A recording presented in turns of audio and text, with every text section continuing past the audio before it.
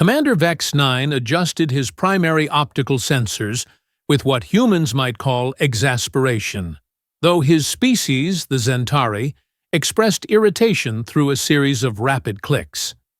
The sound echoed across the pristine training facility of the Galactic Military Academy, where cadets from 47 different worlds prepared for careers that would determine the fate of civilizations. "Another human," he muttered to his assistant, Lieutenant Cora 3, whose blue-scaled hide rippled with what passed for amusement among her people. "Tell me, Cora, what is it about this particular species that makes them so persistently ridiculous?" Cora 3's gill slits fluttered, the Aquarian equivalent of a chuckle. "Perhaps their complete inability to grasp basic protocol, Commander? Or maybe it's their tendency to treat everything like some sort of game." The subject of their discussion stood at the starting line of the Academy's most challenging obstacle course. Cadet Mira Volkov, human female, age 22 standard years, looked about as impressive as a molted shell compared to her fellow competitors, while other cadets sported the finest athletic equipment their homeworlds could provide.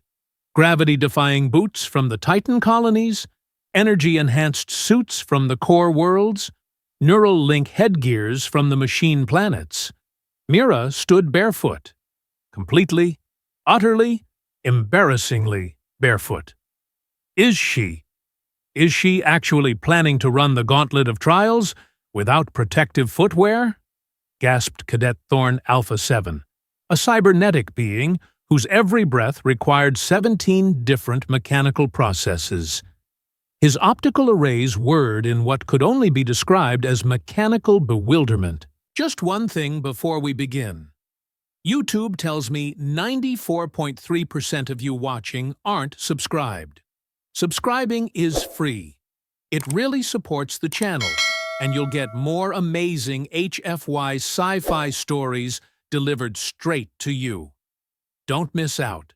Standing beside him, Cadet Zara Moondancer, a proud member of the feline Falari race, allowed her tail to twitch with predatory anticipation. This should be entertaining. I've seen humans do stupid things before, but this... Her whiskers twitched with barely contained laughter. This might set a new record for their species. The Gauntlet of Trials wasn't just any obstacle course. It was a 3-kilometer nightmare designed to test every aspect of a future officer's capabilities. Sharp crystal formations that could slice through military-grade armor, temperature zones that ranged from Arctic freeze to stellar heat, anti-gravity chambers that could disorient seasoned pilots, and pressure differentials that had been known to crush the unprepared. And this human thought she could handle it barefoot. Dr. Kelvin Prime, the Academy's chief medical officer, and a being composed entirely of sentient gas held together by a containment suit, floated nearby with his usual air of scientific curiosity.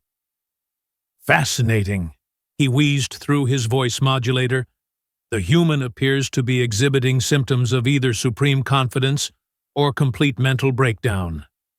Both are worth studying." Mira seemed oblivious to the growing crowd of spectators. She was busy stretching, her movements fluid and controlled in a way that suggested years of training. Her dark hair was pulled back in a simple ponytail, and her Regulation Academy uniform looked standard, except for one glaring omission: footwear. Cadet Volkov, Commander Vex 9, approached with his usual military bearing, though his tone carried a note of what might have been concern if Zentari were capable of such emotions. "Are you perhaps unaware that protective footwear is not just recommended, but practically essential for survival in the Gauntlet?" Mira looked up at the towering alien commander with a grin that could only be described as absolutely fearless, or absolutely insane. "Oh, I'm aware, sir.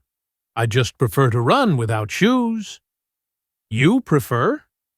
Lieutenant Cora 3's gill slits nearly inverted in shock. This isn't a preference situation, Cadet. This is a survival situation. Same thing, really, Mira replied, with a shrug that somehow managed to convey both casualness and complete confidence.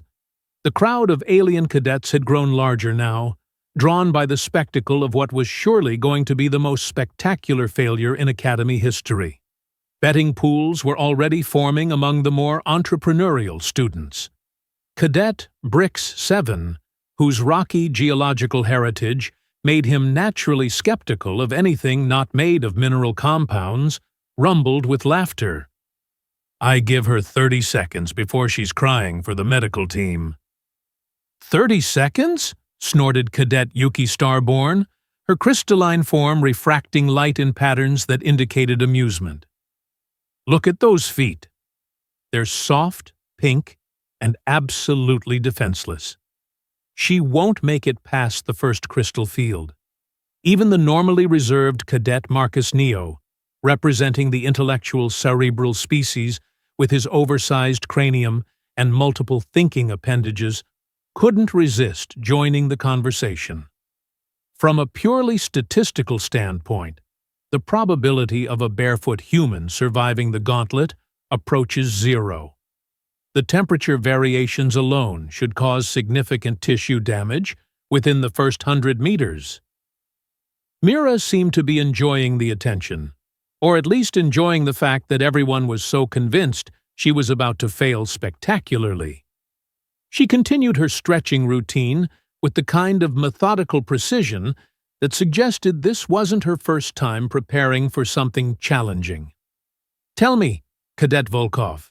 Commander Vex 9 tried once more, his protective instincts warring with his curiosity about human behavior. What exactly makes you think this is a good idea? Mira paused in her stretching and looked directly at the commander with eyes that held depths of experience that seemed at odds with her apparent youth. Well, sir, I suppose it comes down to a fundamental difference in how humans and, well, everyone else thinks about adaptation. Adaptation. Dr. Kelvin Prime drifted closer, his scientific interest clearly piqued. Please elaborate. Most species adapt by adding things, better tools, stronger armor, more protection. Humans? Mira's grin widened. Sometimes we adapt by taking things away, by getting closer to the challenge instead of further from it.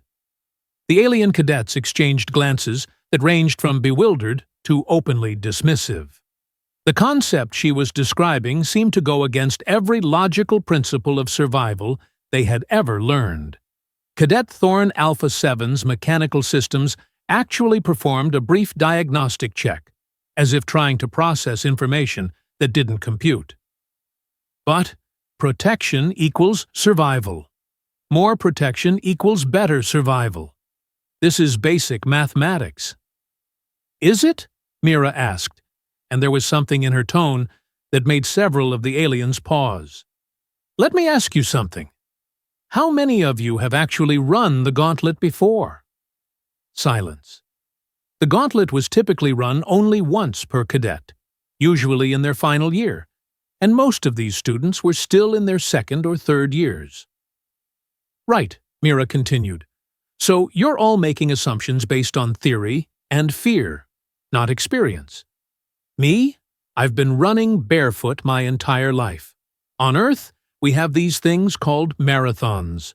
26.2 miles of running, and some crazy humans do it barefoot.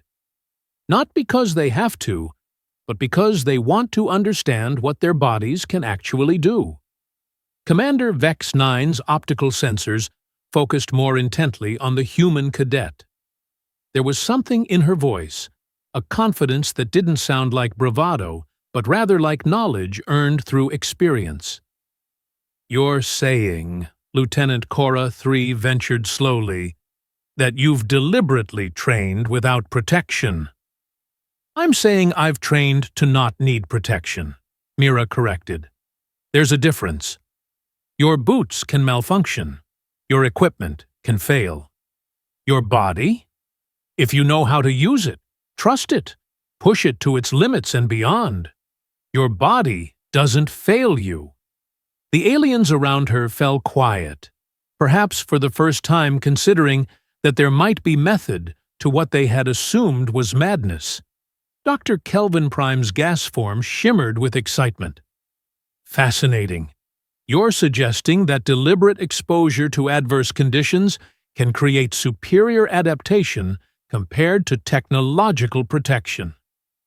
I'm not suggesting it, Doc, Mira said with that same confident grin. I'm about to prove it.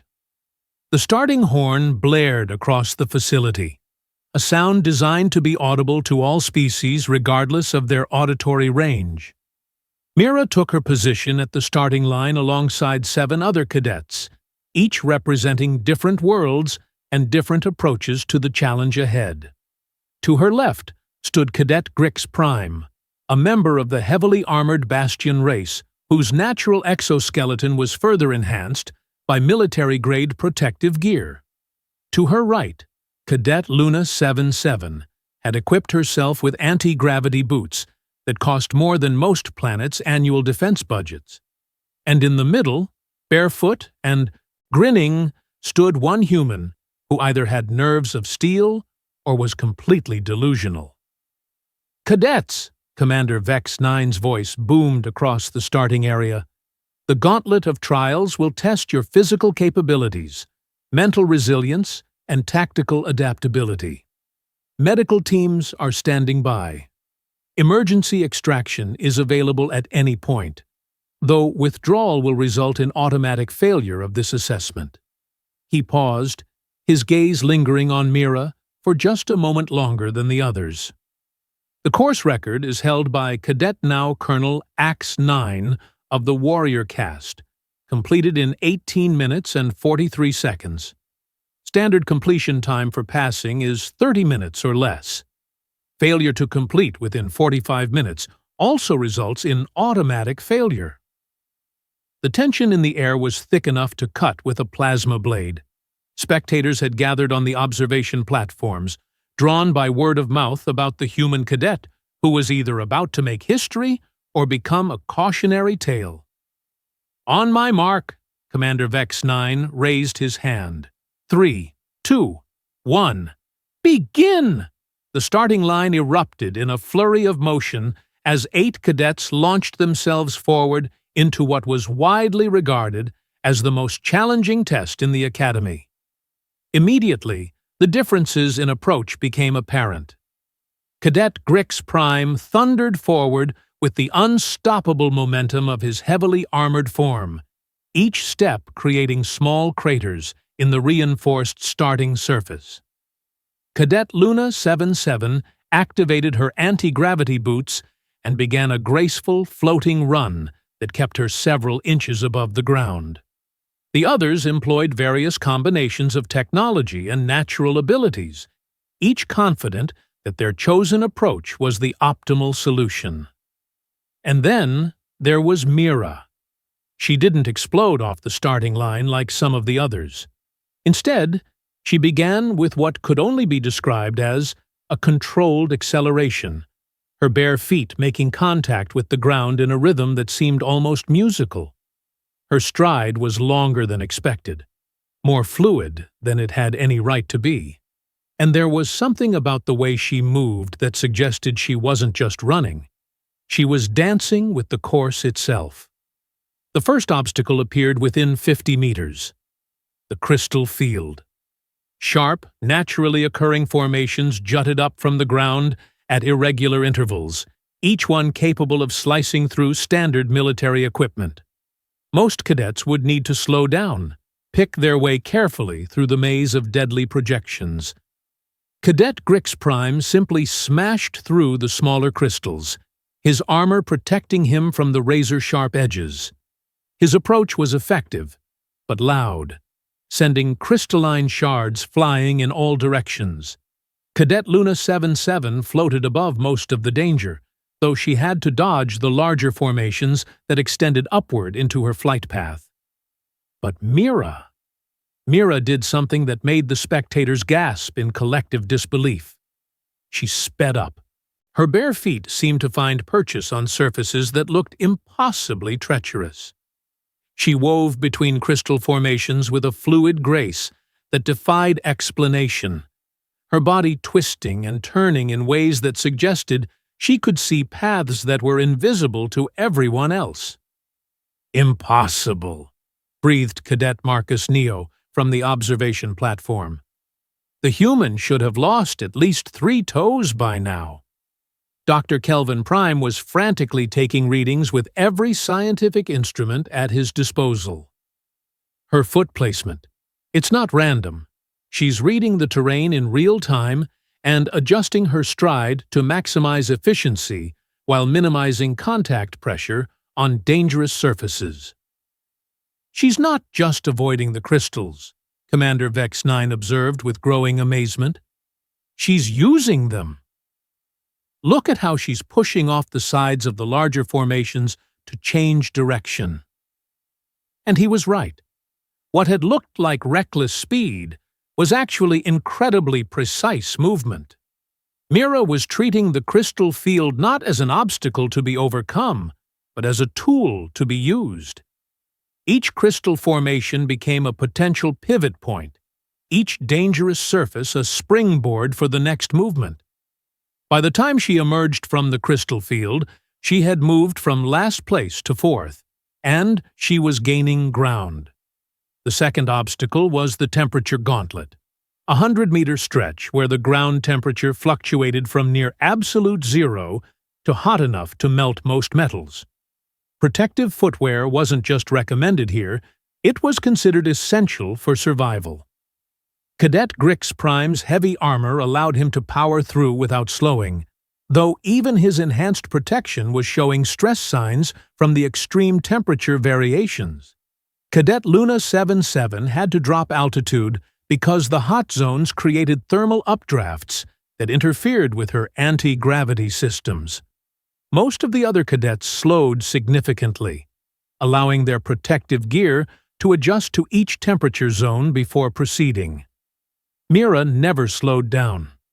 Her feet touched each surface for the briefest possible moment, moving so quickly that heat transfer became negligible. In the cold zones, her movement generated just enough friction to prevent freezing. In the hot zones, her speed meant her feet never stayed in contact long enough for serious burns to occur. "She's treating it like fire walking, Doctor," Kelvin Prime whispered in amazement. "Ancient human practice. The key isn't protection, it's speed and confidence." "But firewalking is over coals," Lieutenant Cora 3 protested. "This is temperatures that can kill in seconds."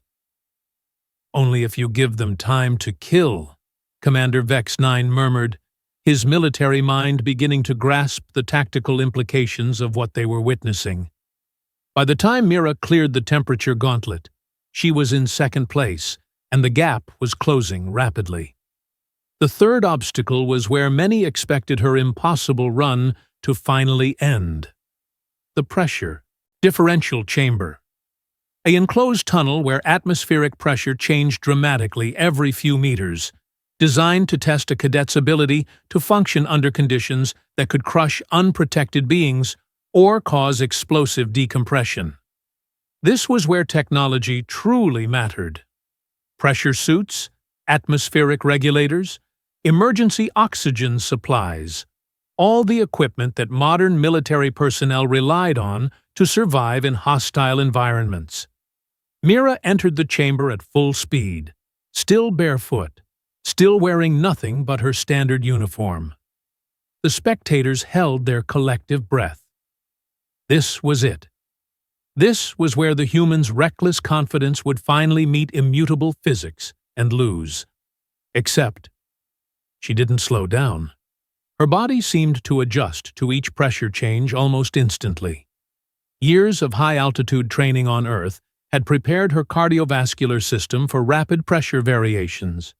Her movement through the chamber was like watching someone who had been born to exist in hostile environments. Her physiology, Doctor. Kelvin Prime was muttering rapidly into his recording device. Human adaptability isn't just mental, it's biological. She's not just enduring the pressure changes, she's compensating for them in real time. When Mira emerged from the pressure chamber, she was in first place. And she was pulling away. The remaining obstacles, the anti-gravity maze, the sensory deprivation tunnel, the final sprint, all seemed to blur together as the crowd watched in stunned silence. The human cadet, who had been the subject of jokes and betting pools, was not just completing the gauntlet. She was dominating it. Her bare feet found purchase on surfaces where others slipped. Her unprotected body moved through environments that challenged the best protective equipment available. Her speed never faltered, her confidence never wavered. As she approached the final turn before the home stretch, Mira was not just in first place. She was more than a full minute ahead of her closest competitor.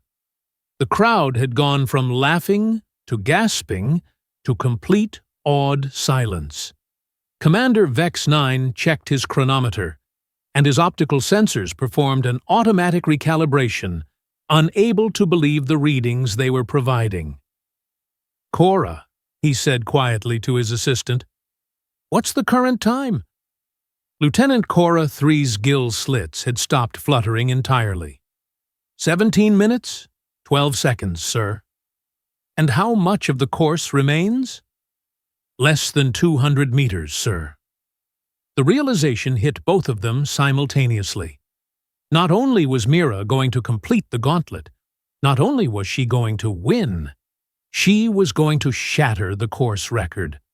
The record that had stood for 15 years, set by one of the most physically gifted cadets in Academy history, was about to be broken by a barefoot human who had been the subject of mockery less than 20 minutes earlier. As Mira rounded the final corner and the finish line came into view, every alien in the facility found themselves leaning forward, watching something they had never expected to witness. A human proving that sometimes the best technology is the one you're born with. The finish line stretched across the final corridor like a beacon of impossibility. Mira's bare feet pounded against the reinforced flooring with a rhythm that had become hypnotic to the hundreds of spectators pressed against the observation windows. Her breathing was controlled, steady, almost meditative. Nothing like what should be expected from someone who had just torn through the galaxy's most punishing obstacle course. 17 minutes, 58 seconds, Lieutenant Cora 3 announced, her voice barely above a whisper. The disbelief was so thick in the air, it could have been bottled and sold as a pharmaceutical. Commander Vex 9's optical arrays were locked onto Mira's approaching form. 15 years. For 15 years, Cadet now Colonel Ax 9's record had stood as an untouchable monument to physical excellence. Ax 9, whose species had been bred for warfare, whose bones were denser than titanium, whose muscles could crush steel. And here came a barefoot human about to make that record look pedestrian. The crowd held its breath as Mira crossed the finish line with a stride that looked more like she was finishing a casual morning jog than completing the most brutal test in military academy history. 16 minutes, 47 seconds, Doctor, Kelvin Prime announced, his gaseous form shimmering with what could only be described as scientific ecstasy. New Academy record by 1 minute and 56 seconds. The silence that followed was so complete that the facility's air recycling system seemed loud by comparison. Then, slowly, like a wave building from nothing, the sound began. It started with Cadet Brix 7, whose rocky composition usually prevented any show of emotion. A slow, rhythmic clapping that sounded like boulders grinding together. Then, Cadet Yuki Starborn joined in, her crystalline form chiming with each clap. Soon, the entire observation area was filled with the sound of dozens of different species, applauding in their own unique ways. Mira stood at the finish line, hands on her hips, looking around at the assembled crowd with that same confident grin she'd worn at the starting line. Except now, instead of skepticism and mockery, she was met with something that none of the alien cadets had expected to feel toward a human. Genuine respect. "Well," she said, loud enough for her voice to carry through the facility's comm systems, "that was fun. When's the next one?" Commander Vex 9 approached her with steps that seemed more uncertain than his usual military bearing. Up close, he could see that her feet, while dirty from the course, showed remarkably little damage. Some scrapes, a few small cuts that were already clotting, but nothing that suggested she had just run barefoot through conditions designed to challenge the best. Protective equipment in the galaxy. "Cadet Volkov," he began, then stopped. Military protocol had procedures for celebrating record-breaking performances, but nothing in the manual covered what to do when a barefoot human made the rest of galactic civilization look like they had been over-engineering their approach to physical challenges for millennia. "Yes, sir?" Mira prompted, still catching her breath, but looking remarkably composed for someone who had just redefined what was considered physically possible. "How?" The question came from Dr. Kelvin Prime, who had floated down from the observation deck with what appeared to be every scientific instrument the Academy possessed. "How is this possible? The temperature variations alone should have caused severe tissue damage. The pressure changes should have rendered you unconscious. The crystal field should have turned my feet into hamburger?" Mira suggested helpfully. "Yeah, a lot of people told me that. Thing is, Doc, humans have been doing impossible things for as long as we've existed. We just don't usually have an audience." Cadet Grix Prime had finished the course in second place, a full 3 minutes behind Mira's time. His heavy armor was scored and damaged from the obstacles, and his breathing apparatus was working overtime to keep his systems stable. As he approached the finish line, he looked at Mira's unmarked uniform and relatively pristine condition with what might have been confusion if his species was capable of such emotions. "Your equipment," he rumbled in a voice like grinding stone. "Where is your equipment?" Mira gestured to herself with both hands. "You're looking at it." "But protection, safety protocols, basic survival gear." "Sometimes," Mira said, sitting down to examine her feet with casual interest. "The best safety gear is knowing you don't need safety gear. On my world, we have people who free climb mountains thousands of feet high with nothing but their hands and feet. We have others who run across deserts that would kill most species in hours. We swim in oceans with creatures that could swallow shuttlecraft whole." She looked up at the assembled crowd of alien cadets who had gathered around her, their expressions ranging from bewilderment to something approaching awe. "The thing about humans is, we didn't evolve with natural armor like Grix here, or built-in environmental controls like the Zentari, or energy manipulation like the Falari. What we evolved with was adaptability, the ability to look at something that should kill us and figure out how to not just survive it, but master it." Cadet Marcus Neo, his enlarged cranium practically vibrating with the effort of processing this information, stepped forward. "But the mathematical probabilities, the risk assessment calculations, they all indicated certain failure." "Math is great," Mira agreed, "but math doesn't account for the human factor. Math says Bumblebee shouldn't be able to fly, but nobody told the Bumblebee. Math says running barefoot through your gauntlet should be impossible, but nobody told my feet." Dr. Kelvin Prime was frantically scanning Mira with every instrument at his disposal. "Remarkable. Your physiological readings are barely elevated. Heart rate, blood pressure, core temperature, all within normal parameters. It's as if the course was routine for you. Routine? Commander Vex 9 interjected. She just broke a 15-year-old record by nearly 2 minutes. Yeah, but I could have gone faster, Mira said matter-of-factly, causing several of the alien observers to make sounds that didn't translate well, but clearly indicated mental distress. I was being careful since it was my first time running your course. Now that I know the layout. She left the sentence hanging, but the implication was clear. What they had just witnessed wasn't even her maximum effort. Lieutenant Cora 3's gill slits were fluttering so rapidly they were creating a breeze. You're saying you could break your own record? Well, sure. There were at least 3 places where I could have shaved off time if I'd known what was coming. The anti-gravity maze, for instance. I played it safe because I didn't know how the field generators were configured.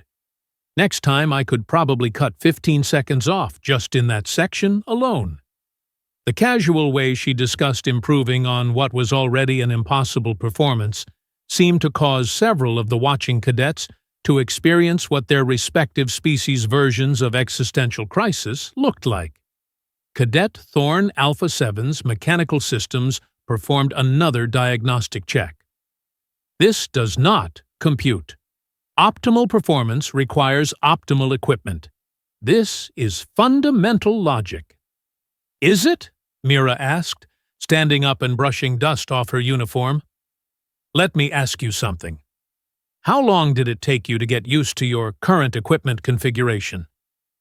Approximately 3.7 years of training and adaptation, Thorn replied automatically. And how much of your processing power is dedicated to monitoring and maintaining that equipment during operation? Thorn paused, his systems calculating. Roughly 23.7% of total cognitive capacity. Right. So nearly a quarter of your brain is busy babysitting your gear instead of focusing on the task at hand. Me? 100% of my attention was on running the course. No equipment to monitor. No systems to maintain. No backup protocols to worry about. Just me, the obstacles, and the best navigation computer ever invented. A human brain that's been trained to trust the body it's connected to. The logic was so simple, so fundamental, that it seemed to cause a collective pause among the assembled aliens as they reconsidered assumptions they had never thought to question. Commander Vex 9 found himself looking at the human cadet with new eyes. Military strategy was built on the principle of overwhelming advantage, superior firepower, better armor, more advanced technology. But what if there was another path? What if sometimes the advantage came not from adding more, but from needing less? Cadet Volkov, he said formally, on behalf of the Galactic Military Academy, I congratulate you on your record-breaking performance. Your achievement will be noted in your file and transmitted to Command for review. Thank you, sir, Mira replied with a respectful nod. Then her grin returned. But I have to ask, when's the advanced course? The sound that emerged from the crowd could best be described as the collective noise of multiple species simultaneously choking on air they weren't even breathing. Advanced course? Dr. Kelvin Prime's gaseous form actually condensed slightly, as if the concept was too dense for him to process in his normal state. Well, yeah. I mean, this was fun, but it was clearly designed with equipment-dependent species in mind.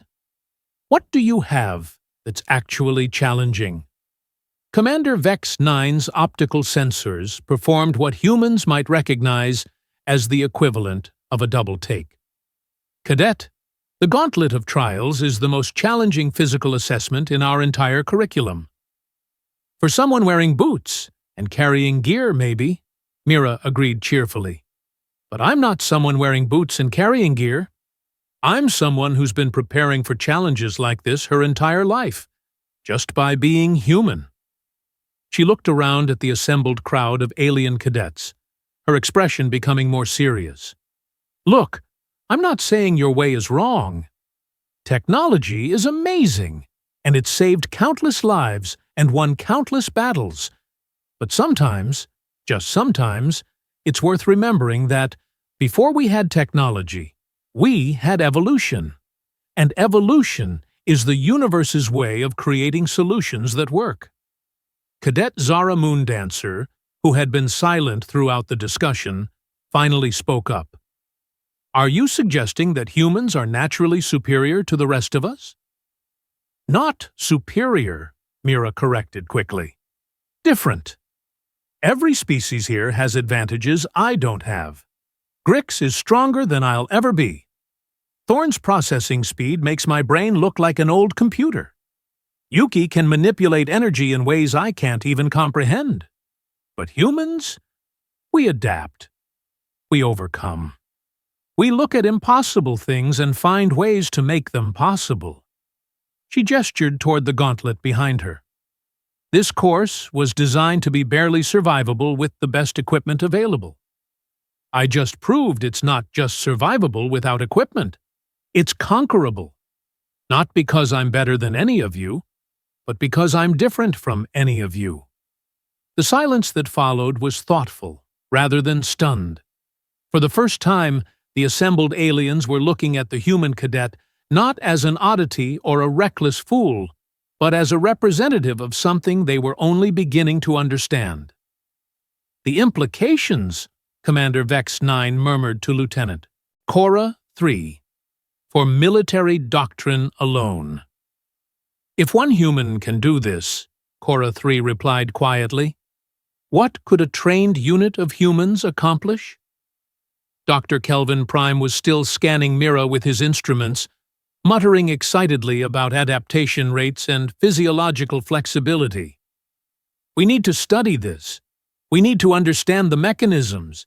If we could replicate even a fraction of this adaptability in other species— Doc, Mira interrupted gently, you're missing the point. You can't replicate it because it's not a thing you add. It's a thing you stop covering up. Every species here probably has natural capabilities they've forgotten about because they've been relying on technology for so long. She looked directly at Cadet Brix 7. When's the last time you tested your actual physical limits without armor enhancement? The rocky alien considered this. I have not. Armor enhancement is standard protocol for my species. Right. And Thorn, when's the last time you trusted your base consciousness to solve a problem without consulting your systems? Thorn's mechanical components whirred as he processed the question. This query does not compute. Why would I intentionally reduce my problem-solving capabilities? Because maybe they're not reducing them. Maybe they're just different. The conversation was interrupted by the arrival of Admiral Corvin Prime, the Academy's commandant, whose presence immediately brought every cadet to attention. His species, the ancient hierarchs, were known for their wisdom and their tendency to speak only when they had something profound to say. Cadet Volkov! His voice carried the weight of authority accumulated over centuries of military service. I have reviewed your performance data. Your achievement today will require us to reconsider fundamental assumptions about physical training and equipment dependence. Thank you, sir. However, the Admiral continued, exceptional performance raises exceptional questions. Are you prepared to demonstrate that today's achievement was not an anomaly? Mira's grin could have powered a small space station. Are you asking if I'd like to try the advanced course, sir? Admiral Corvin Prime's ancient features might have shown the faintest hint of what other species would recognize as amusement. I am asking if you would be willing to participate in a comprehensive study of human adaptive capabilities. Dr. Kelvin Prime will design a series of challenges specifically calibrated to test the limits of unaugmented biological performance. Will I still get to run them barefoot? Cadet, after today's display, I suspect we wouldn't dare ask you to wear shoes. The laughter that rippled through the crowd was different from the mockery that had greeted Mira at the starting line. This was the laughter of beings who had witnessed something extraordinary and were beginning to understand that their universe was larger and more surprising than they had previously believed. As the crowd began to disperse, cadets returning to their regular training schedules with minds full of new questions and possibilities, Mira found herself surrounded by a smaller group of aliens who seemed reluctant to leave. Cadet Volkov, Cadet Marcus Neo approached with his usual analytical demeanor, but something in his posture suggested a new kind of respect. Would you be willing to share training techniques with those of us interested in exploring our own unaugmented capabilities? Of course, Mira replied immediately. But fair warning, human training methods tend to be a little intense. Cadet Yuki Starborn's crystalline form chimed with what might have been excitement. After what we witnessed today, I think we're prepared for intense. And so, as the Academy's sun set over the training facility, a small group of alien cadets found themselves learning their first lesson in human-style physical preparation. It began, predictably, with Mira asking them all to remove their shoes. The results of that training session and the many that followed would eventually reshape military doctrine across 17 star systems. But that's a story for another day. For now, it was enough that the galaxy had learned a simple but profound truth. Sometimes, the most advanced technology is no technology at all. Sometimes, the best equipment is the body you were born with and the mind that refuses to accept limitations. And sometimes, the most important victories are won not by those with the best gear, but by those brave enough or crazy enough to run barefoot toward the impossible and prove it was possible all along.